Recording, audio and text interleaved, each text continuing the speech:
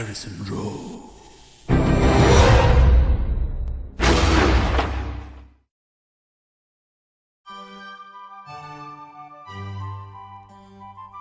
Sherlock Holmes 23 বছর হলো গোয়েন্দাগিরি করছে। আমিও নয় নয় করে আজ 17 বছর হলো তার সঙ্গ দিচ্ছি আর তার কীর্তিকলাপ সব খাতাবন্দি করছি।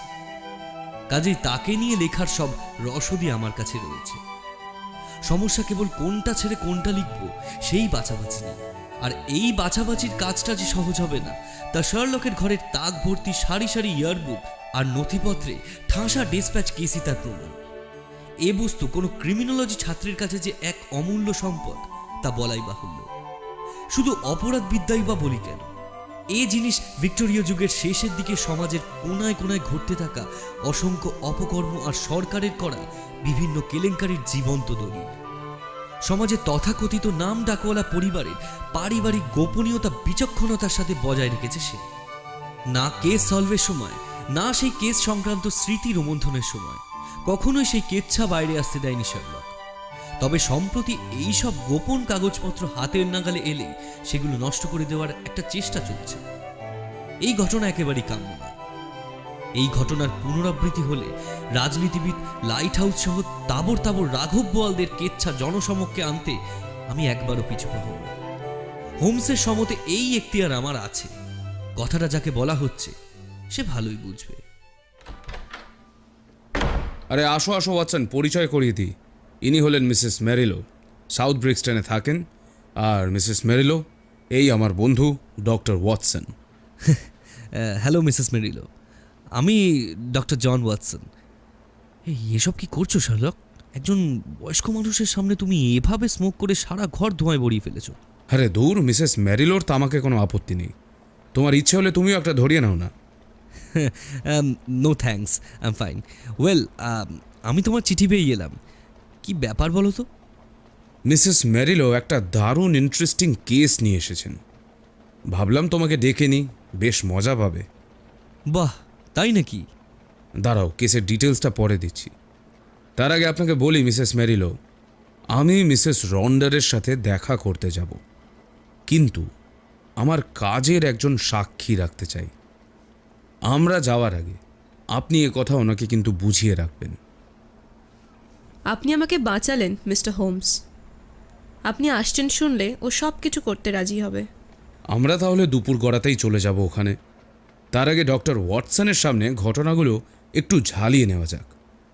মিসেস রন্ডার আপনার বাড়িতে ভাড়া আছেন 7 বছর, আর আপনার বক্তব্য অনুযায়ী আপনি মাত্র একবার এই দীর্ঘ 7 বছরে একবার ওনার মুখ দেখেছেন। এখন তো মনে হচ্ছে সেটুকুও না দেখতে পেলে মঙ্গল হতো।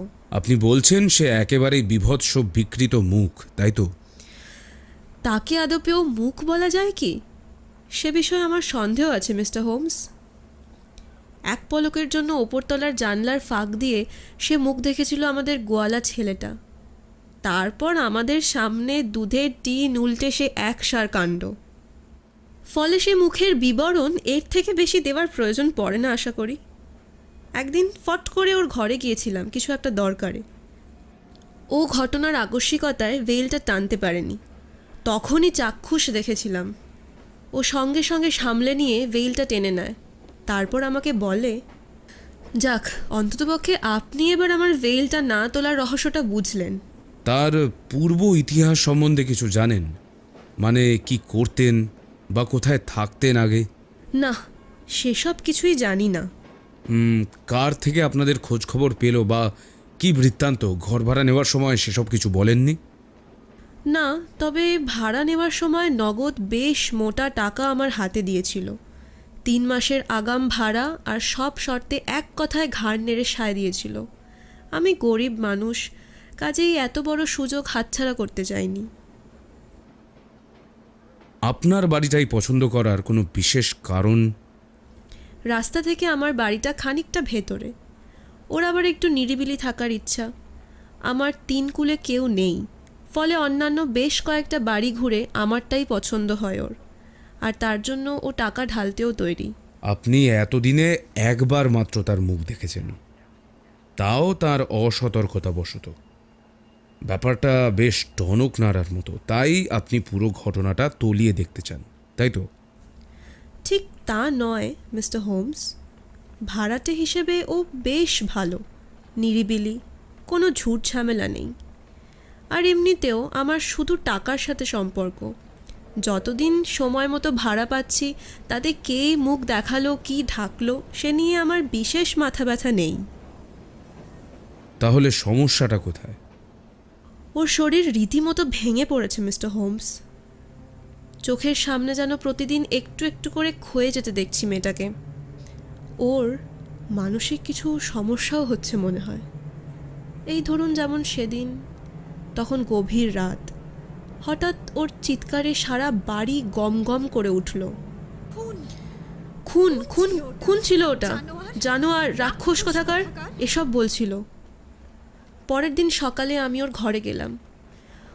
ওকে বুঝিয়ে বললাম, তোমার কি হয়েছে গায়ে পড়ে জানতে চাইব না, কিন্তু খুব যদি অসুবিধা না হয় তাহলে পুলিশে খবর দাও, না হলে তুমি যদি বলো চার্চের ফাদারকেও ডাকতে পারি। না না, পুলিশকে ডাকার দরকার নেই। আর যাজক, সে এসেই বা কী করবেন? সে যে মহারথীই হোক না কেন, আমার অতীতকে তো আর বদলাতে পারবে না কেউ। কাউকে এসব কথা মন খুলে বলে যেতে পারলে শান্তিতে চোখটা বুঝতে পারতাম। একজন বেসরকারি গোয়েন্দা আছেন, নাম শার্লক হোমস। যদি বলো ওনাকে ডাকি। আরে, এরকম লোককেই তো আমি খুঁজছিলাম মিসেস মেরিলো। মিসেস মেরিলো, যেভাবেই হোক ওকে এখানে আনার ব্যবস্থা করুন। যদি রাজি না হয় তবে তবে বলবেন আমি বন্য জন্তু জানোয়ার নিয়ে শো করা সেই রন্ডারের স্ত্রী। আব্বাস পারভা, এই নামটা বলবেন, তখন উনি না এসে থাকতে পারবেন না। ঠিকই বলেছেন উনি। ওকে দেন মিসেস মেরিলো, কেসটা আমি নিচ্ছি। তবে আমাকে এখন ডক্টর ওয়াটসনের সঙ্গে এই ব্যাপারে একটু আলোচনা করতে হবে। তারপর লাঞ্চ সেরে ধরুন 3টে নাগাদ আপনার বাড়ি গিয়ে হাজির হব। অনেক ধন্যবাদ মিস্টার হোমস, তাহলে আজ বরং উঠি।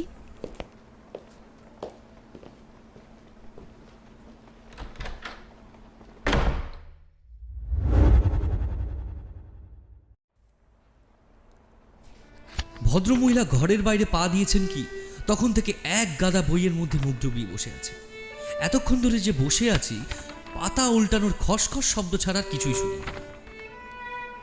দাঁড়াও ওয়াটসন, মনে হচ্ছে প্রায় মেরেই দিয়েছি। যেটা খুঁজছিলাম পেয়ে গেছি। সে তো তোমার মুখের হাসি দেখেই বুঝতে পারছি। তা ব্যাপার কি? দাঁড়াও বলছি।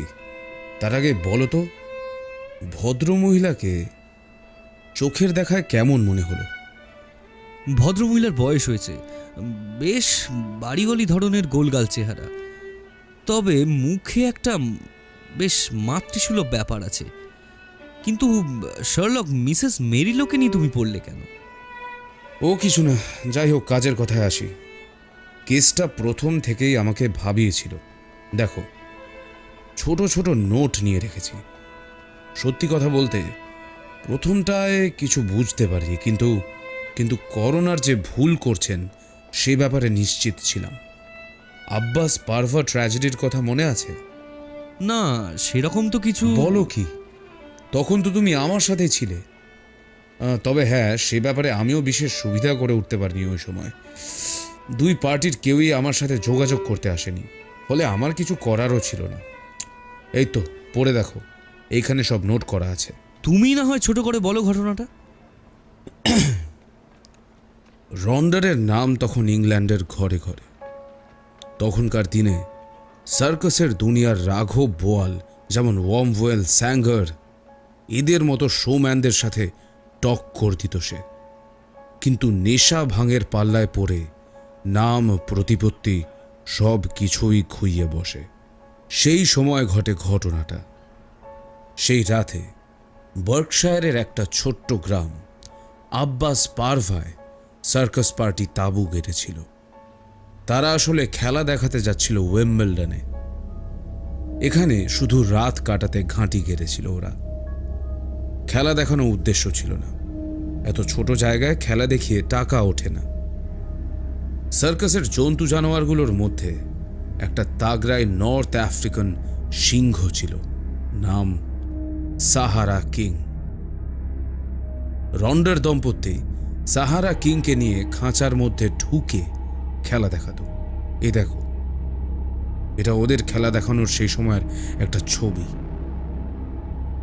দেখলেই বুঝতে পারবে এই রন্ডার ছিল বুনো শুয়োরের মতো দেখতে। বাবা, আর এই লোকের বউ তো পুরো মার কাটারই সুন্দরী। আর তাহলে আর বলছে কি? যাই হোক, পরস্ত্রীর রূপলাবণ্য বিচার করা আমাদের কাজ নয়। হ্যাঁ, তো যেটা বলছিলাম, সাহারা কিং যে কতটা হিংস্র আর বিপজ্জনক রন্ডার দম্পতি তা ভালোই জানতো। সে কি, তারপরেও খাঁচায় ঢুকে খেলা দেখাতো? শুধু তাই নয়, রন্ডার বা তার বউ রাতের বেলা নিজেরা যেত সিংহটাকে খাওয়াতে। এই ব্যাপারে আর কাউকে তারা ধারে কাছে ঘেঁষতে দিত না। তার অবশ্য কারণ ছিল, ওনাদের ধারণা ছিল যে সাহারা কিং ওনাদের নুন খেয়েছে, তাই ওনাদের কোনো ক্ষতি সে করবে না। কিন্তু এই যে সিংহ মানুষ নয়, ফলে 7 বছর আগের এক রাতে এক ভয়ানক দুর্ঘটনা ঘটে গেল সেই আব্বাস পারভা গ্রামে। সেদিন স্বামী স্ত্রী দুজনে গিয়েছিল খাবার দিতে। কিন্তু ঘটেছিল কি? ঠিক কি ঘটেছিল সেই নিয়ে আজও ধোঁয়াশা রয়ে গেছে। শুধু জানা যায় মাঝরাতে সিংহের গর্জন আর নারী কণ্ঠের আর্তনাদ গোটা সার্কাস পার্টির ক্যাম্পটাকে জাগিয়ে দিয়েছিল হঠাৎ করে।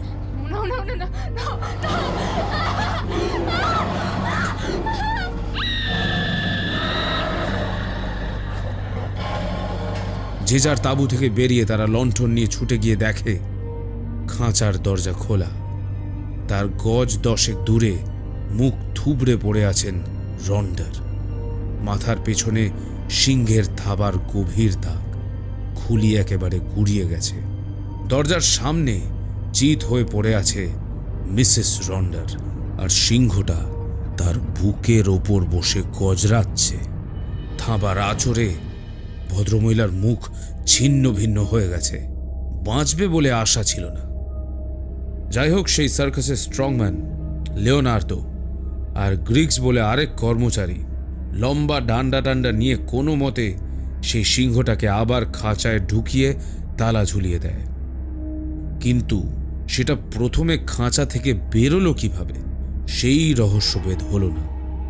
হতে পারে স্বামী স্ত্রী খাঁচায় ঢোকার জন্য তালাটা খোলার সময় খাঁচার দরজা আলগা হয়ে গিয়ে বেরিয়ে আসে সিংহটা, কিন্তু তখন সেসব ভাবার সময় হয় না কারোর।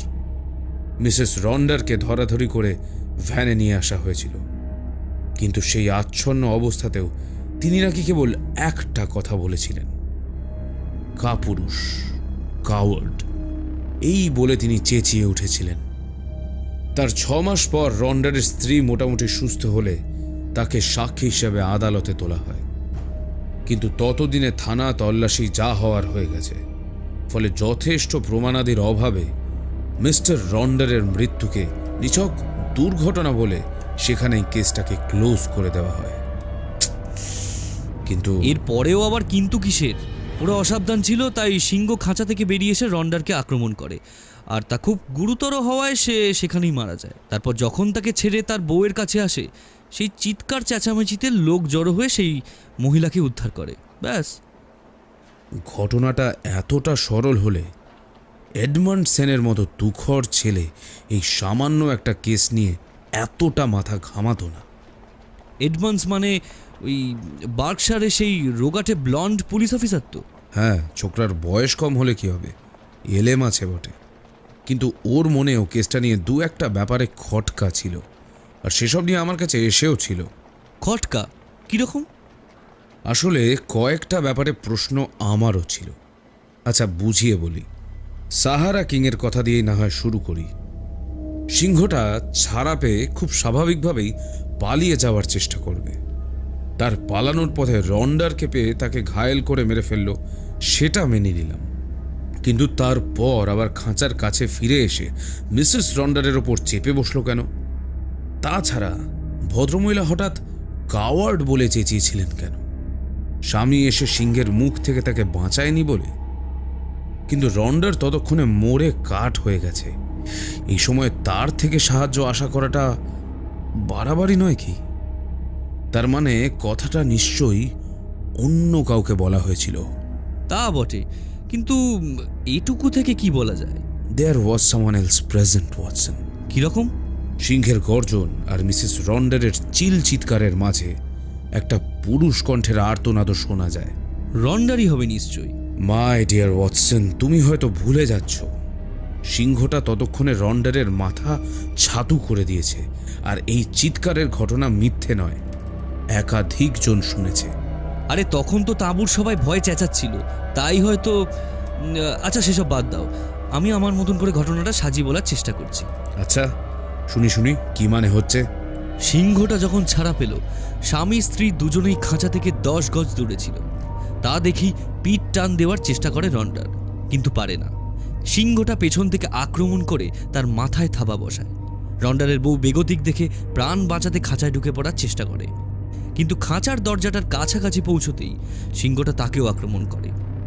রন্ডার ওইভাবে পালাতে গিয়েই সিংহটাকে খেপিয়ে তুলেছিল বলে ধারণা হয় তার বউয়ের। এই জন্যই হয়তো কাপুরুষ বলে চেঁচিয়েছিল। ব্রিলিয়েন্ট ওয়াটসন, তবে একটা খটকা যে এখানে থেকে গেল। সেটা আবার কি? তোমার কথা অনুযায়ী রন্ডার দম্পতি খাঁচা থেকে 10 গজ দূরে ছিল, তাহলে খাঁচার দরজাটা খুলল কে? ওদের কোনো শত্রু ছিল নিশ্চয়ই। কিন্তু ভেবে দেখো, সিংহটা তো ওদের সঙ্গে খেলা দেখাতে অভ্যস্ত, ওরাই সিংহটাকে খাবার দেয়। তাহলে সেই সাহারা কিং ছাড়া পেয়ে রন্ডার দম্পতিকে দেখে এতটা হিংস্র হয়ে কেন উঠল? হয়তো সেই শত্রুই কোনোভাবে সিংহটাকে খেপিয়ে তুলেছিল। ওয়েল ওয়াটসন, তোমার কথা ফেলে দিতে পারছি না।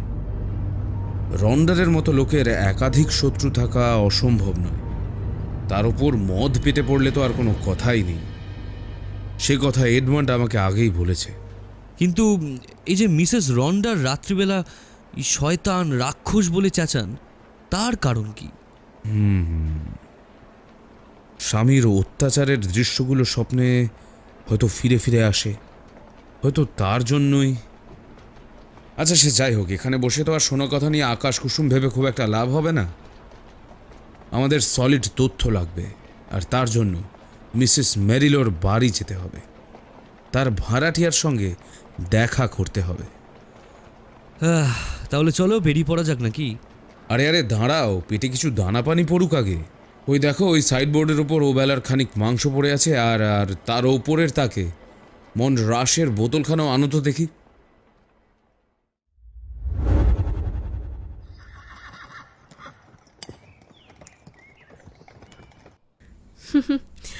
আপনাদের সময় জ্ঞান আছে বটে মিস্টার হোমস, প্রশংসা না করে পারছি না।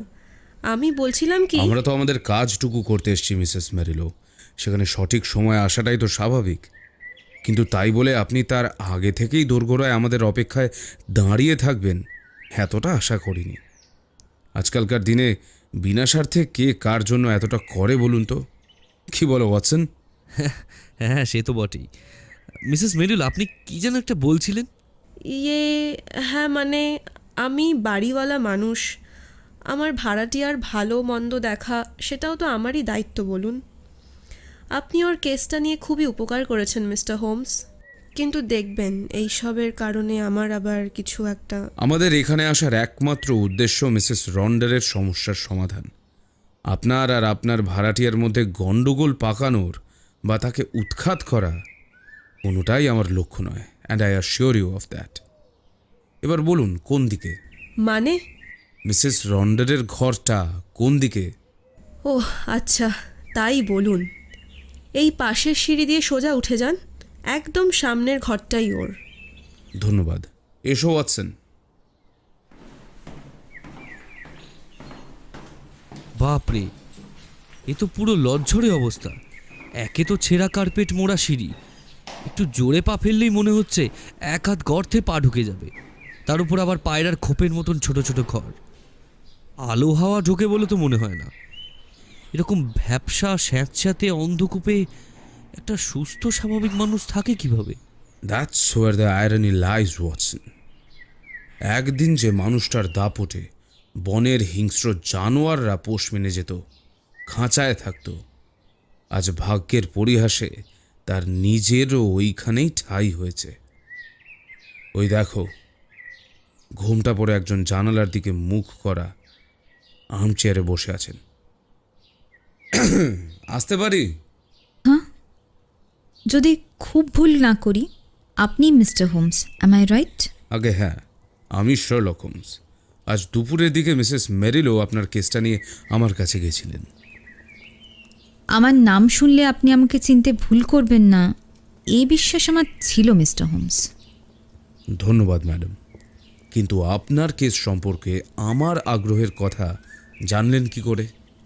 আমি খানিক সামলে ওঠার পর ডিটেকটিভ মিস্টার এডমন্ড জিজ্ঞাসাবাদ করতে আসেন, তার থেকেই শুনেছিলাম। তবে তাকে দেওয়া জবানবন্দির পুরোটা সত্যি নয়।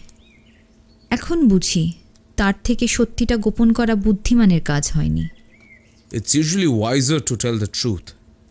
সে যাই হোক, সত্যিটা গোপন করার পেছনে কোনো বিশেষ কারণ? আসলে একজনকে আড়াল করতে চাইছিলাম, যদিও সে অপদার্থ, তার জন্য এত ঝক্কি পোহানো মানায় না। তবে এককালে সে আমার খুব কাছের মানুষ ছিল, তাই নিজের হাতে তার জীবনে বিপদ ডেকে আনতে চাইনি। তাহলে এখন আর আড়াল করার দরকার নেই বলছেন? আজ্ঞে না, তিনি আর বেঁচে নেই। তাহলে পুলিশ ডেকে সমস্তটা খোলসা করে বলতে সমস্যা কোথায়? সমস্যা আছে, কারণ ঘটনার পেছনে শুধু সেই মানুষটা নয়, আমি নিজেও জড়িত ছিলাম। আমার আর বেঁচে থাকার ইচ্ছা নেই মিস্টার হোমস, শুধু একটু শান্তিতে মরতে চাই। আর থানা পুলিশ করলে আবার সেই পুরনো কাসুন্দি নিয়ে ঘাটাঘাটি হবে। 5টা লোক 5 ধরনের কথা বলবে, আমি আর এসব চাই না। আপনি বিচক্ষণ লোক, আপনার কাছে সবটা খুলে বললে আপনি আমাকে ভুল বুঝবেন না, সে কথা আমি জানি। I take it as a compliment madam, কিন্তু এই বিচক্ষণ মানুষটি একজন দায়িত্ববান নাগরিকও বটে। অতএব ভেলের আড়ালে থাকার একটা সুবিধা আছে জানেন, আপনি সকলের চোখের আড়ালে চলে গিয়ে গোটা পৃথিবীর ওপর নজরদারি করতে পারেন। আচ্ছা, হেয়ালি না করে সোজাসুজিই বলি, এখন জীবনে বিলাসিতা বলতে শুধু বই পড়া। সে গল্পের বই থেকে শুরু করে খবরের কাগজ, হাতের কাছে যা পাই কিচ্ছু বাদ দিই না। তাই বাইরের জগতের কোনো খবরই চোখ এড়িয়ে যায় না। বিগত বেশ কিছু বছর ধরেই আপনাকে নিয়ে বেরোনো আর্টিকেলগুলোও পড়ি। সেই সূত্রে আপনার আর আপনার কাজের পদ্ধতি সম্পর্কে একটা ধারণা তৈরি হয়েছে। তাই আমার জীবনের ঘটে যাওয়া ট্র্যাজেডির কথা আপনি ছাড়া আর কাউকে বলতে ইচ্ছে করেনি মিস্টার হোমস। আপনি নিঃসংকোচে বলতে পারেন। দাঁড়ান, তার আগে আপনাকে দুটো ছবি দেখাই। এই যে এটা প্রথম ছবি, দেখুন তো চিনতে পারেন কিনা। অতিকায় মুখ, ভয়াবহ, এমন একটা জান্ত ভাব চোখে মুখে, কঠিন চোয়াল রাগে ফুঁসছে যেন, ঠোঁটের কষ বেয়ে গাঁজলার মতো একটা ফেনা, খুদে খুদে চোখে কেমন একটা জিঘাংসা ফুটে উঠছে, যেন ধ্বংস করে দিতে চাইছে জগৎ সংসারকে। তাহলে খুব ভুল যদি না হয়, ইনিই আপনার স্বামী মিস্টার রন্ডার। আজ্ঞে হ্যাঁ, এই মানুষটাই আমার স্বামী। অবশ্য না, একটু ভুল বললাম। এটা আসলে একটা নরপিশাচ, ইতর একটা, যেমন সাপদের মতো দেখতে তেমনই পাশবিক আচরণ। এতগুলো বছর ধরে আমার জীবনটাকে নরক করে তুলেছিল। ক্ষমা করবেন, সামলাতে পারিনি নিজেকে। যাই হোক, আপনি পরের ছবিটা দেখুন। বাহ, এই যে একেবারে মুগুর ভাজা ব্যায়ামবীরের চেহারা দেখছি, পেটানো চেহারা, প্রশস্ত বুকের ওপর পেশিবহুল হাত দুটো ভাঁজ করে রাখা, সব মিলে বেশ একটা রাজকীয় ব্যাপার আছে মানুষটার মধ্যে। তার উপর আবার তা দেওয়া পুরুষটু গোফের আড়ালে একটা বিজয়ীর হাসিও খেলা করছে দেখছি। তা ইনি কে? লিওনার্দো। লিওনার্দো মানে সাক্ষী হয়েছিল যে the stuntman, the strong man Leonardo. আজ্ঞে হ্যাঁ, দ্য স্ট্রং ম্যান লিওনার্দো, সেই লিওনার্দো যাকে আমি ভালোবেসেছিলাম। এইবার সেই বিজয় মার্কা হাসিটার মানে বুঝলাম। আমিও প্রথমে এই ভুলটাই করেছিলাম। মানে আচ্ছা, তবে হেয়ালি না করে গোড়া থেকেই বলি।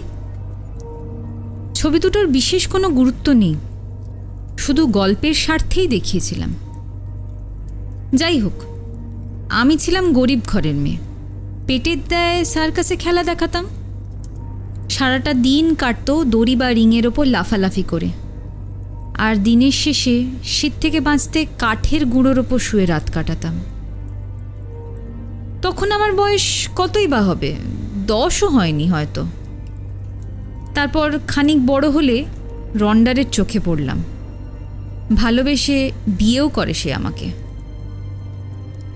পরে বুঝলাম একটা মেয়ের দেহকে নিংড়ে ভোগ করাকে যদি ভালোবাসা বলে, তবে হ্যাঁ, সে আমাকে পাগলের মতো ভালোবেসেছিল। কী করতে বাকি রেখেছিল সে আমার সাথে? দিনের পর দিন খেতে দিত না, বাইরের লোকের সাথে দুটো কথা বলতে দিত না, মুখের ওপর পাল্টা উত্তর দিতে গেলে তো কথাই নেই, সারা দিন বেঁধে রেখে চাবুক পেটা করত। যন্ত্রণায় কাতরাতাম। তার এই সব কুকর্মের কথা সার্কাস পার্টির কারুর অজানা ছিল না। রন্ডারকে তারা ঘেন্না করত, তবু কেউ এগিয়ে এসে একটা কথা বলবে সে সাহস কারুর ছিল না। শুধু দূরে দাঁড়িয়ে দীর্ঘ নিঃশ্বাস ফেলত। অবশ্য তাদেরও আমি দোষ দিই না, একে তো অমানুষ, তার ওপর মদের নেশা। উফ, মদ পেটে পড়লে আর কোনো কাণ্ডজ্ঞান থাকতো না। সার্কাসের কর্মী থেকে শুরু করে জীবজন্তুগুলো, ওর হাত থেকে কারও নিস্তার ছিল না। টাকার জোরে আইনকে বুড়ো আঙুল দেখিয়ে চলত। পশু নির্যাতনের এত শত কেস মাথায় খাঁড়ার মতো ঝোলা সত্ত্বেও যে মানুষ এরকম গায়ে হাওয়া লাগিয়ে ঘুরে বেড়াতে পারে, সেখানে আমি তো নিজের বউ, আমার গায়ে হাত তুলতে কেই বা প্রতিবাদ করতে আসতে পারে? কিন্তু তারপর থেকেই সার্কাসের গ্রুপে ভাঙন ধরতে শুরু করলো। ভালো ভালো সব খেলোয়াড়রাই দল ভেঙে চলে গেল, ফলে শোতেও লোক আসা কমতে লাগলো। সার্কাসের সুনাম ততদিনে লাটে উঠেছে। শেষে শুধু পড়ে রইল লিওনার্দো আর জিমি গ্রিক্স। জিমি ছিল জোকার। এই আমরা তিনজন মিলে কোনো মতে টিকিয়ে রেখেছিলাম সার্কাসটাকে।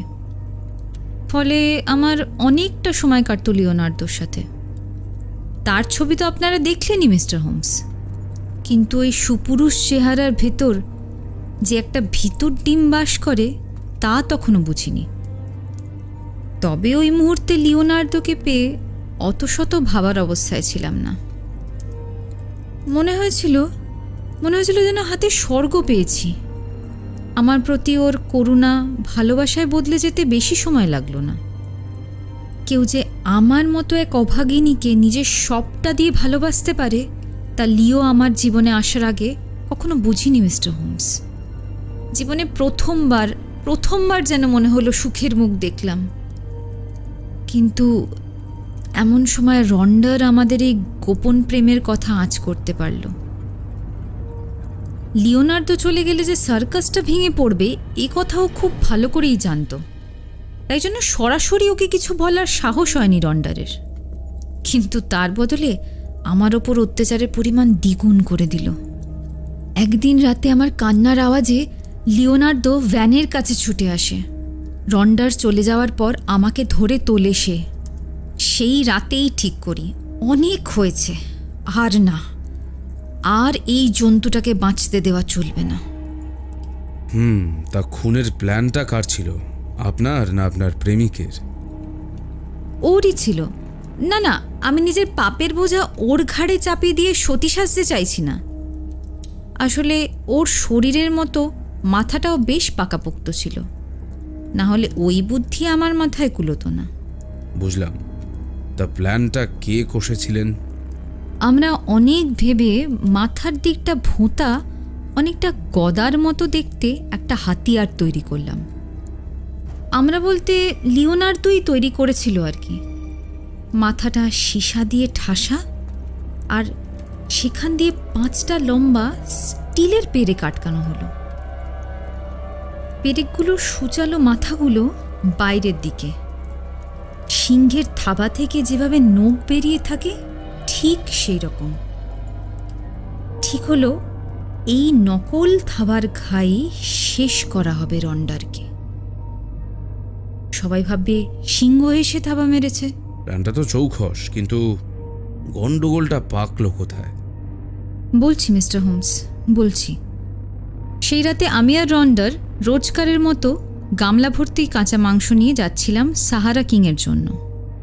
আমাদের বড় ভ্যানটা খাঁচা অবধি যাওয়ার যে রাস্তাটুকু আছে তার একপাশে রাখা থাকতো। ঠিক হয়েছিল তার একপাশে কোণের দিকে ওত পেতে থাকবে লিওনার্দো, আর আমরা সেই ভ্যানটার পাশ কাটিয়ে যাওয়ার সময় পেছন থেকে রন্ডারের ওপর অতর্কিতে হামলা করবে সে। কিন্তু ভাগ্যের ফের সময়ের হিসেবের একটু গড়মিল হয়ে গেল। ও ঝাঁপিয়ে পড়ার আগেই খানিকটা এগিয়ে গেলাম আমরা। তাও পা টিপে টিপে আমাদের পেছনে আসে, আর তারপর মোক্ষম আঘাতটা করে শয়তানটার মাথায়। এক আঘাতেই কাহিল। সেই আওয়াজ শুনে মুক্তির আনন্দে আমি আত্মহারা হয়ে গেলাম। দৌড়ে গিয়ে খুলে দিলাম খাঁচার দরজা। আর আর চোখের পলকে ঘটে গেল সেই দুর্ঘটনা। তাজা রক্তের গন্ধ পেয়ে এতদিনের পোষ মানানো সাহারা কিং বন্য হিংস্র হয়ে উঠল। আমাকে সামনে পেয়ে ঝাঁপিয়ে পড়ল আমার ওপর। লিওনার্দো চাইলে আমাকে বাঁচাতে পারত, কিন্তু সেই মুহূর্তে ও যদি এগিয়ে এসে নকল থাবার একটা বাড়ি মারত সিংহটার মাথায়, হয়তো বেঁচে যেতাম আমি, হয়তো। কিন্তু তা হলো না, তাই তো? না, আমার আর্ত চিৎকার উপেক্ষা করে চোখের সামনে দিয়ে ছুটে পালিয়ে যেতে দেখলাম লিওনার্দোকে। আমার বুকের ওপর চড়ে বসা এক তাগড়াই সিংহ, তার বিকট গন্ধ, মাংস পচা বোটকা গন্ধে সব ফিকে হয়ে আসতে লাগলো এই দৃশ্যটার সামনে। যে মানুষটাকে ঘিরে নতুন করে বাঁচার স্বপ্ন দেখলাম, যার জন্য নিজের স্বামীকে অবধি খুন করলাম, সে আমাকে মৃত্যুর মুখে ফেলে পালিয়ে যাচ্ছে। হঠাৎ এক প্রবল যন্ত্রণায় হুঁশ ফিরল আমার। মনে হলো একাধিক আগুনের ঝলসানো লোহার শিক কেউ গেঁথে দিয়েছে আমার মুখে। আমি প্রাণপণে সিংহের থাবাটাকে দুহাত দিয়ে ঠেলতে লাগলাম, কিন্তু কতক্ষণ আর কতক্ষণ? আমি বুঝতে পারছি ধীরে ধীরে ধীরে ধীরে আমার চেতনা লোপ পাচ্ছে। বুকের ওপর চেপে বসা ওই বিপুল ওজন, মুখের একপাশে খাবলে উঠে যাওয়ার যন্ত্রণা, বিশ্রী গন্ধ, সবটা সবটা ধীরে ধীরে মিলিয়ে আসতে লাগলো। ইতিমধ্যে গ্রিগস, লিওনার্দো সহ সার্কাস দলের বাকিরা ছুটে এসে সিংহটাকে লাঠি দিয়ে খুঁচিয়ে কেউ বা আমাকে তার নিচ থেকে টেনে বার করার চেষ্টা করছে। এরপর যেন আমার চোখের ওপর কালো পর্দা বিছিয়ে দিল কেউ। ব্যাস, আর কিছু মনে নেই আমার। জ্ঞান ফেরার পর আয়নায় নিজের মুখটা দেখে শিউরে উঠেছিলাম। বিশ্বাস করুন, মরে যেতে ইচ্ছা করছিল মিস্টার হোমস। সেই মুহূর্তে ঠিক করে ফেললাম, এখানে আর নয়। আমার যা সঞ্চয় আছে তা দিয়ে বাকি জীবনটুকু নিজের মতো ঠিক কাটিয়ে দিতে পারবো। ইউজিনিয়া রন্ডার তো সেই দিনই তার স্বামীর সাথে মারা গিয়েছিল। এখন শুধু আমিই রয়ে গেছি, এই কলঙ্কের বোঝা কাঁধে নিয়ে এই জনমানসের আড়ালে নিজের মৃত্যুর দিন গুনছি। হ্যাঁ, সত্যি কিছু বলার নেই, সবই নিয়তির পরিহাস। আমরা যে যত বড়ই কেউকেটা হয়ে যাই না কেন, ভাগ্যের সামনে সবারই হাত পা বাঁধা। তা সেই লিওনার্দোর এখন খবর কি? সেই রাতের ঘটনার পর থেকে আর কোনো যোগাযোগ রাখিনি। তবে এখন এসে মনে হয় হয়তো অযথাই ওকে অতটা দোষারোপ করে এসেছি। আসলে সেদিন সিংহের থাবার তলায় আমার সৌন্দর্যের সাথে আমার প্রতি ওর ভালোবাসাটাও পিষে মারা গেছিল। কিন্তু আমার ভালোবাসাটা এতটা ঠুনকো ছিল না মিস্টার হোমস। আসলে মেয়েদের ওই একটাই দোষ, সে আমাকে হিংস্র পশুর উদ্ধত থাবার নিচে ফেলে চলে গেল। তার জন্য সর্বস্ব হারাতে রাজি হয়েছি, সেটা জেনেও আমাকে ফেলে চলে গেল। তবুও তাকে ফাঁসি কাঠে ঝোলাতে পারিনি। তবে তাতেই বা শেষ রক্ষা হলো কই? মানে লিওনার্দো মারা গেছে? কিভাবে? গত মাসে স্নান করতে গিয়ে জলে ডুবে মারা গেছে। এই তো কাগজে দেখলাম খবরটা। এই এই মার্গারেটের কাছেরই ঘটনা। আর সেই নকল থাবাটা, তার কি হলো? তা ঠিক আমার জানা নেই। আমাদের ক্যাম্পের পেছনে একটা ডোবা ছিল, পুরো সবুজ জলে ভর্তি। আমার মনে হয় সেইখানেই হয়তো। যাকে সেসব কথা এখন থাক। Thereby the case is closed. হ্যাঁ, ব্যাস এইটুকুই। এখানেই সব শেষ মিস্টার হোমস। আগে না, এইভাবে সব কিছু শেষ হতে পারে না। আপনার কোনো অধিকার নেই এইভাবে নিজেকে শেষ করার। হ্যাঁ, মানে কি বলছেন আপনি? আপনি ভালো করেই জানেন আমি কি বলছি। মিস্টার হোমস, কার জন্য আর বাঁচব বলুন তো? কি আর বাকি আছে আমার জীবনে? মৃত্যু শয্যায় শুয়ে অশীতিপর বৃদ্ধের গোঙানি শুনেছেন কোনোদিন? তার জীবন, যৌবন, রূপ, ধন, সম্পত্তি কিছুই বাকি নেই। হয়তো স্ত্রীও মারা গেছেন অনেক আগেই। ছেলে মেয়ে, আত্মীয় পরিজন সবাই ছেড়ে চলে গেছে একে একে। তবুও তার বেঁচে থাকার এত ইচ্ছে কিসের? কার মুখ চেয়ে সেই স্বার্থপর দুনিয়ায় আরো 2টো দিন কাটিয়ে যেতে চায় বলুন তো মিসেস রন্ডা? এসব তত্ত্ব কথা শুনতে আর বলতেই ভালো লাগে। এই ভেলের আড়ালে যে কি ভয়ানক অভিশাপ আমি এতগুলো দিন ধরে বয়ে নিয়ে বেড়াচ্ছি মিস্টার হোমস, তা শুধু আমিই জানি। নিন, আজ আপনারাও দেখুন আর বিচার করুন কেন আমি প্রতি মুহূর্তে মরে যেতে চাই। বিভৎস! কি মিস্টার হোমস, চুপ করে গেলেন যে? সহ্য করতে পারছেন না তো এই কদাকার মুখ? গা গুলিয়ে উঠছে তো ভয়ে, ঘৃণায়, তাই তো? না, সত্যি ভয়াবহ। তবু একটা কথা বলুন তো মিসেস রন্ডার, আপনি যখন আয়নার দিকে তাকান শুধুই এই মাংস ঝলসানো হাড়ের কাঠামোটাই দেখেন, তাই না? আমার দৃষ্টি কিন্তু ওই ধ্বংসাবশেষের মধ্যে থেকেও আপনার বিষণ্ণ অথচ মায়ামাখা 2টো বাদামি চোখে গিয়ে আটকে গিয়েছিল। এইটুকুই তো প্রাণ শক্তি। বাকিটা আপনার জীবন, আপনিই ভালো বুঝবেন। চলো ওয়াটসন, আসি মিসেস রন্ডা।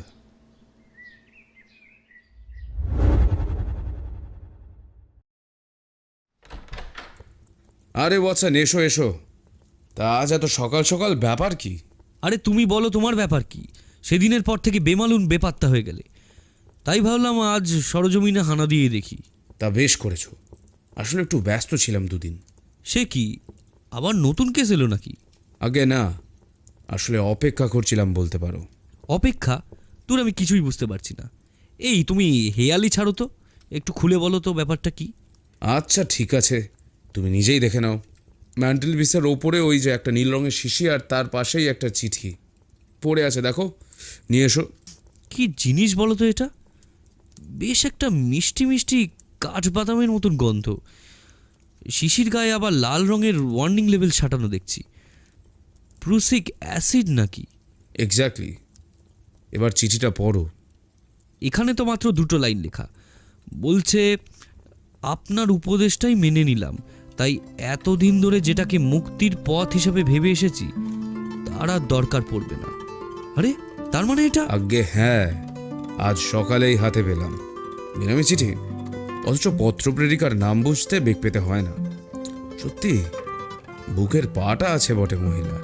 তা বটে, কিন্তু একটা ব্যাপার, আজ কম দিন হলো না যে তোমাকে দেখছি। কোনো কোনো কেস নিয়ে তোমাকে হাড় মাস কালি করে খাটতেও দেখেছি, আবার কিছু ক্ষেত্রে মেঘ না চাইতে জলের মতন করে সমাধানের সূত্র পেতে দেখেছি তোমায়। এই কেসটা দুটোর মধ্যে কোনোটাই নয়, তাই এটাকে ঠিক কোন ক্যাটাগরিতে ফেলা যায় সেটাই আমি এখন ভাবছি। এসব লেখালেখি খাতাবন্দি করা তোমার কাজ মাই ম্যান, তবে কেস সলভ করার মাধ্যমে প্রতিভা জাহির করা আমার লক্ষ্য নয় বাচ্চা। এই যে একের পর এক কেসের সূত্র ধরে কত ভয়ঙ্করতম ট্র্যাজেডির সঙ্গে অজান্তেই জড়িয়ে পড়ছি আমরা, এটাই কি কিছু কম প্রাপ্তি? একেবারেই না। তুমি কেসের পর কেস সলভ করে গেছো, আমি পাতার পর পাতা আমাদের অ্যাডভেঞ্চারের গল্পগুলো দিয়ে ভরিয়ে দিয়েছি। আর এভাবেই 221B হ্যারিসন রোড একের পর এক গল্পের মাধ্যমে কত মানুষের সুখ দুঃখ হাসি কান্নার সাথে জড়িয়ে গেছে। কি তাই তো শার্লক? একদম। তাহলে আজকে উঠি, আবার দেখা হচ্ছে 221B হ্যারিসন রোডে।